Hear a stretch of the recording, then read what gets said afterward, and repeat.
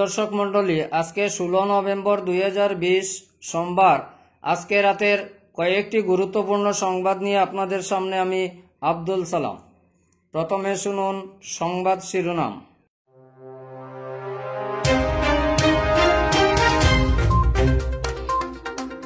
বরাকের 3 জেলাসহ লালায় জাতীয় প্রেস দিবস উদযাপন।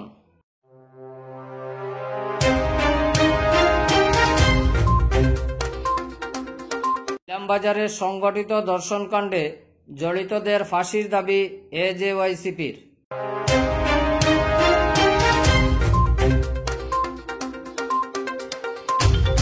সংখ্যালঘু ছাত্রবৃত্তির সংগঠিত কেলেঙ্কারির তদন্তে নামল সিবিআই।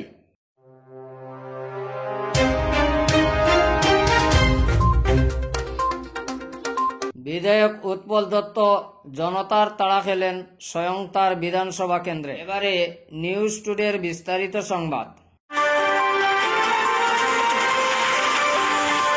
ভারতবর্ষ বিশ্বের বৃহত্তম গণতন্ত্র।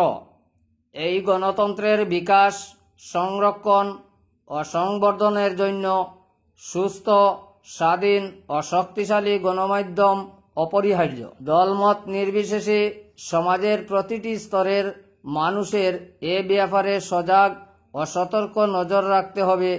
মনে রাখতে হবে, স্বাধীন গণমাধ্যমই ব্যক্তি স্বাধীনতার রক্ষা কবচ। লিখেছেন নর্থ ইস্টের বর্ষিয়ান সাংবাদিক অতীন দাস।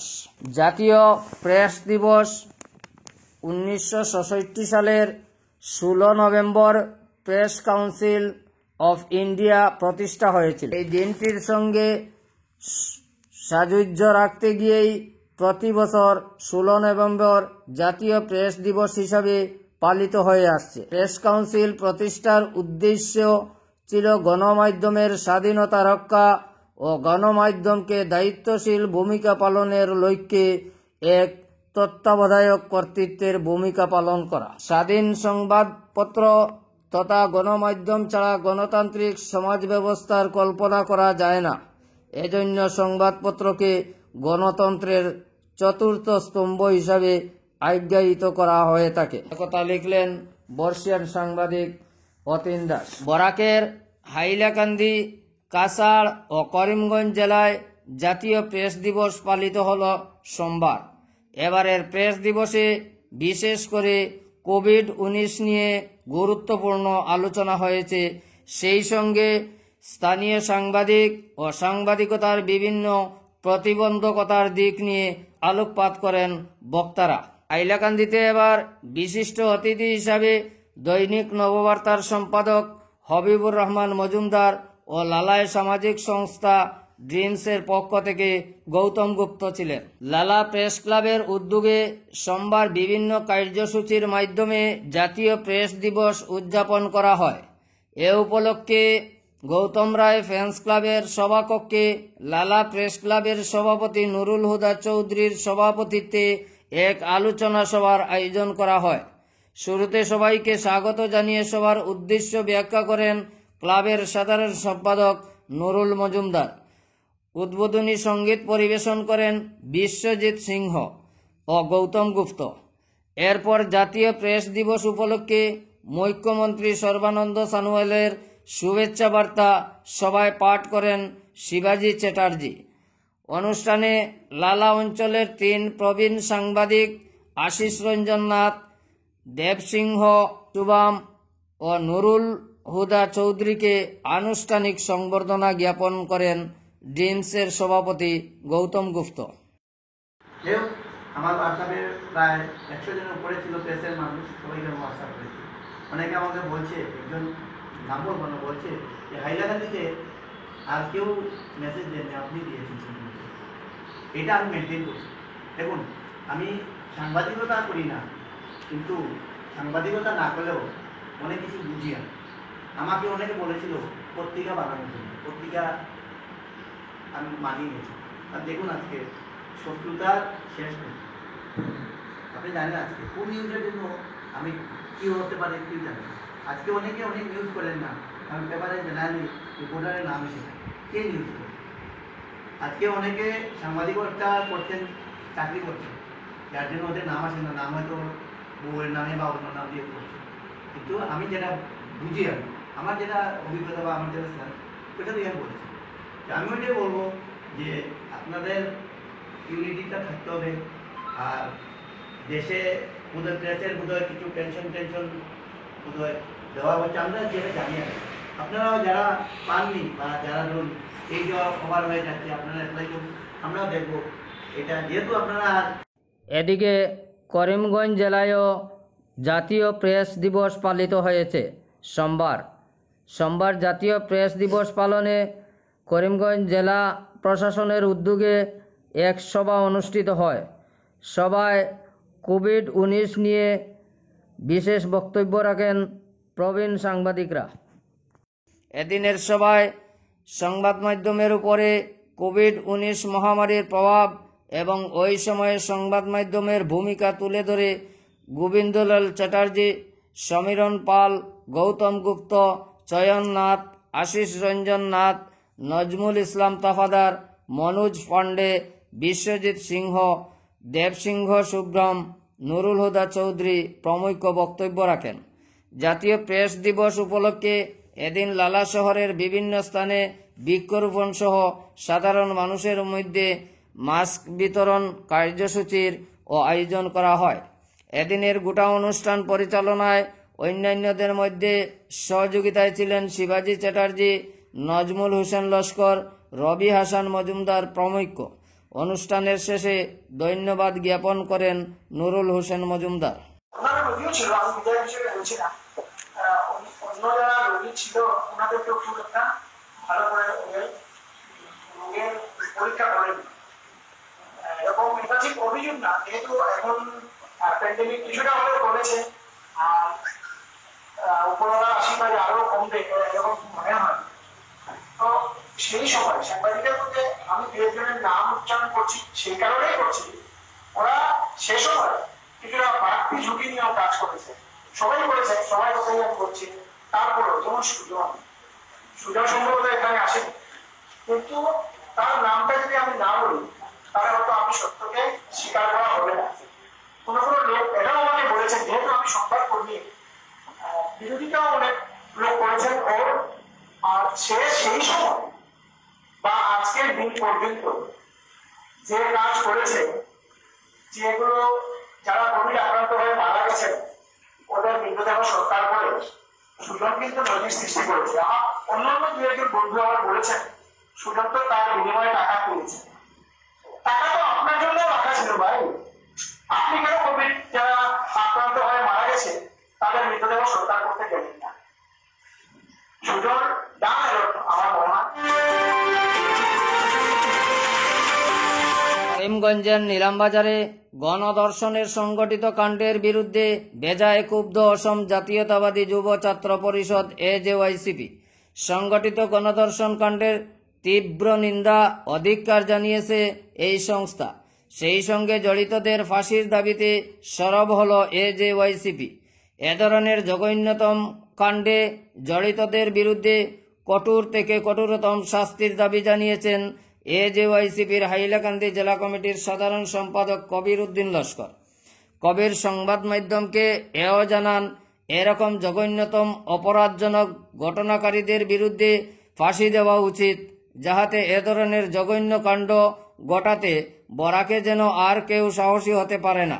উল্লেখ্য, ত্রিপুরার বিনধর্মী জোড়া যুবতীর উপর উপর্যুপরি ধর্ষণ করেছে ধৃত 6 নরপশু বলে অভিযোগ ধর্ষিতাদ্বয়ের।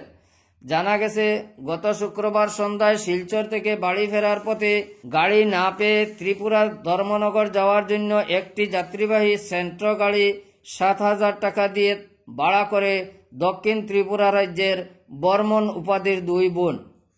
অপরিচিত গাড়ি ভাড়া করায় পথেই ঘটে বিপত্তি। দুষ্কৃতীদের খপ্পরে শেষ পর্যন্ত ধর্ষণের শিকার হয়েছেন 2 বোন।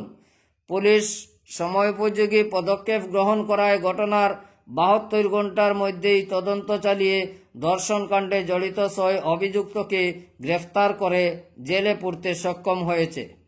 দুষ্কৃতীদের ব্যবহৃত একটি ইন্ডিকা গাড়িও বাজেয়াপ্ত করা সহ চেরাগি ধাবার সিসি ক্যামেরার ভিডিও ফুটেজ সংগ্রহ করার পাশাপাশি ফুটেজ দেখে দেখে দর্শনকাণ্ড স্থল থেকে বেশ কিছু আপত্তিজনক সামগ্রী উদ্ধার করেছে নিলামবাজার পুলিশ।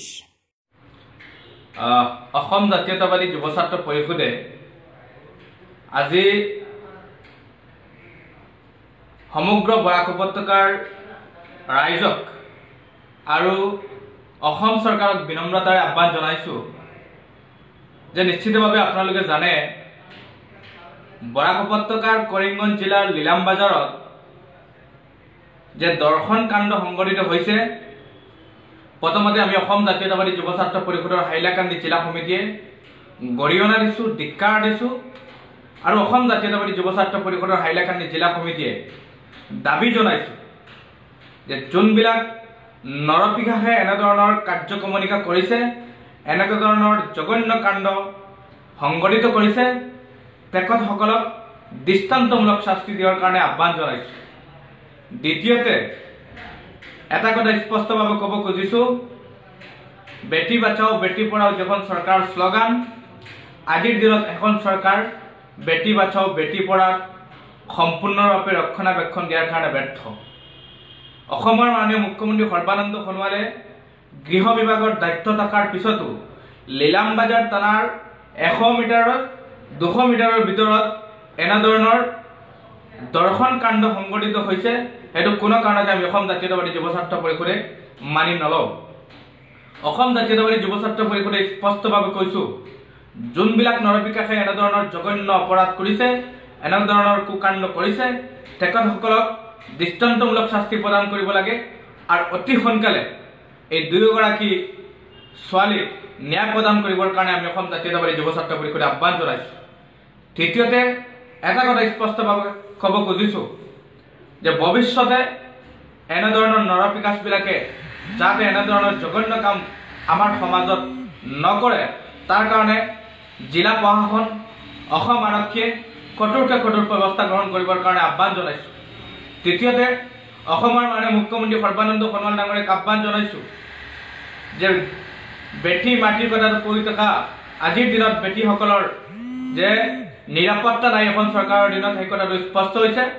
গতিকে আমি অসম জাতীয়তাবাদী যুৱ ছাত্ৰ পৰিষদে আপোনাকো আহ্বান জনাইছোঁ যে আপোনালোকে জাতি মাটি বেটিৰ কথাটো কৈছে, সম্পূৰ্ণৰূপে আজিৰ দিনত বেটিসকলৰ নিৰাপত্তাৰ কাৰণে আপোনালোকৰ চৰকাৰ ব্যৰ্থ।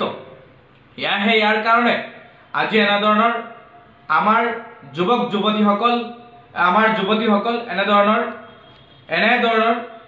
দৰ্শনৰ বলি হ'ব লগা হৈছে। গতিকে আমি অসম জাতীয়তাবাদী যুৱ ছাত্ৰ পৰিষদে স্পষ্টকৈ এখন চৰকাৰক কৈছোঁ যে আমাৰ বেটিসকলক নিৰাপত্তা প্ৰদান কৰিব লাগে আৰু ভৱিষ্যতে এনেকুৱা ধৰণৰ নৰপিশাচবিলাকে যাতে এনেধৰণৰ দৰ্শন কাণ্ড সংঘটিত নকৰে, তাৰ কাৰণে কঠোৰ পদক্ষেপ চৰকাৰে হাতত ল'বৰ কাৰণে আহ্বান জনাইছোঁ। তৃতীয়তে এটা কথা স্পষ্টভাৱে কৈছোঁ, কৰিমগঞ্জ জিলা প্ৰশাসনক আহ্বান জনাইছোঁ, লীলামবাজাৰ আৰক্ষী অধীক্ষকক আহ্বান জনাইছোঁ যে অতি সোনকালে এই নৰপিশাচবিলাকক গ্ৰেপ্তাৰ কৰিব লাগে আৰু তেখেতসকলক দৃষ্টান্তমূলক শাস্তি দিয়ক আৰু লগতে আমি ফাঁচি দিয়াৰ কাৰণে আমি অসম জাতীয়তাবাদী যুৱ ছাত্ৰ পৰিষদেও আহ্বান জনাইছোঁ।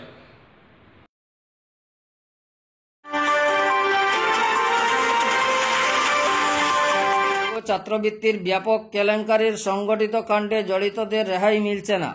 বড় মাপের এই আর্থিক কেলেঙ্কারির তদন্তে নামল সিবিআই। অসম সংখ্যালঘু উন্নয়ন বোর্ডের অধীক্ষক স্বয়ং মুমিনুল আউয়াল সংখ্যালঘু ছাত্রবৃত্তির নামে 501,40,04,000 টাকা কেলেঙ্কারির অভিযোগের বিষয়টি কেন্দ্রীয় সংখ্যালঘু পরিক্রমা মন্ত্রী মুখতার আব্বাস নকভিকে অবগত করে তদন্তের অনুরোধ করেছিলেন। সেই মর্মে গত 8 নভেম্বর কেন্দ্রীয় মন্ত্রী নকভি বিষয়টি তদন্তের দায়িত্ব সিবিআইয়ের হাতে অর্পণ করেন। সংবাদ মাধ্যমকে এই কথা জানিয়েছেন সংখ্যালঘু উন্নয়ন বোর্ডের অধীক্ষক মুমিনুল আউয়ালের মতে সিবিআই তদন্তে অসমের সঙ্গে পাঞ্জাব, বিহার ও ঝাড়খণ্ডে তদন্ত চালাবে সিবিআই তদন্তের ব্যবস্থা করার কথা ঘোষণা করে আউয়াল বলেন, গত 9 নভেম্বর ছাত্রবৃত্তি কেলেঙ্কারিতে জড়িত 21 জনকে গ্রেফতার করে সিবিআই ইতিপূর্বে জেলে পাঠিয়েছে। ধৃতদের মধ্যে 7 জন গোয়ালপাড়ার, 7 জন দরঙ্গের, 6 জন কামরূপ গ্রাম্য জেলার ও 1 জন ধুবড়ীর। এ তথ্য জানিয়ে মুমিনুল আউয়াল ছাত্রবৃত্তি কেলেঙ্কারির বিষয়টি তদন্তের দায়িত্ব সিবিআইয়ের হাতে তুলে দেওয়ার ব্যবস্থা করার জন্য মুখ্যমন্ত্রী সর্বানন্দ সোনোয়ালের প্রতি ধন্যবাদ জ্ঞাপন করেন। বলেন, এই কেলেঙ্কারির সঙ্গে জড়িত কারো রেহাই মিলবে না, সেই সঙ্গে সংখ্যালঘু ছাত্রছাত্রীরা প্রাপ্য বৃত্তির টাকা প্রকৃত ছাত্রছাত্রীরা ফিরে পাবে বলে মুমিনুল আশ্বাস দেন। জনগণের তাড়া খেলেন একজন বিধায়ক। কার্যকালের 4.5 বছরেও একদিনও পা মাড়াননি এলাকায়। ক্ষুব্ধ জনতা তাকে তাড়িয়ে দিলেন। এই বিধায়ক আর কেউ নন, লক্ষ্মীমপুরের অগপ বিধায়ক উৎপল দত্ত। বন্যাপীড়িত সমষ্টিবাসী তাকে নিষ্কর্মা, অপদার্থ ও অকর্মণ্য বিধায়ক বলে আখ্যায়িত করেছেন। সেই উৎপল দত্তকে নদীর মাঝে তাড়িয়ে তাকে ফিরিয়ে দিলেন ক্ষুব্ধ জনতা। তার নির্বাচিত সমষ্টি এলাকার এক অনুষ্ঠানে অংশগ্রহণ করতে নদীতে নৌকা চড়ে রওনা হয়েছিলেন বিধায়ক দত্ত। কিন্তু বন্যার সময় বন্যা দুর্গতদের কোনো খোঁজখবর না নেওয়ায় তার উপর ক্ষুব্ধ হয়ে ওঠেন জনতা। তাই নদীতে নৌকায় থাকা অবস্থায় বিধায়ক দত্তকে তাড়িয়ে দিলেন বিক্ষুব্ধ জনতা।